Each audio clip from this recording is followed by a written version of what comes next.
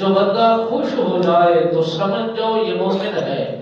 اگر ماہ مبارک کے آنے سے پہلے اگر خبر سننے کے بعد پریشان ہو جائے تو سمجھو یہ منافق کی علامت ہے۔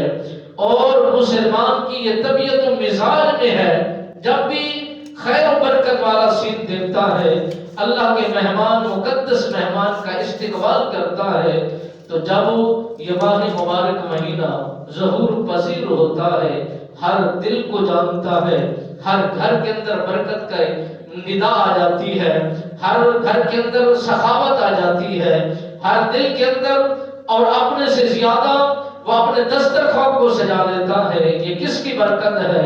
اس ماہ مبارک کی برکت ہے، اسی کی رحمت ہے، اسی کا فضل ہے کہ ہر گھر کے اندر برسایا جا رہا ہے۔ سخی دو ہے، ایک سخی وہ ہے جو بلا کر انسانوں کو نواز دیتا ہے، انسانوں کو بلا کر مزاجی طور پر ان کے ہاتھ بٹا دیتا ہے۔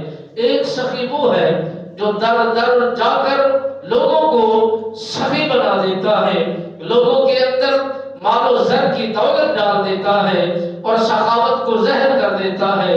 ایک سخی وہ ہے جس پر جانے سے پیسہ لگتا ہے، مال لگتا ہے، وقت لگتا ہے، وہ جا کر وہاں کر عبادت و ریاضت کرتا ہے، وہ سخی نواز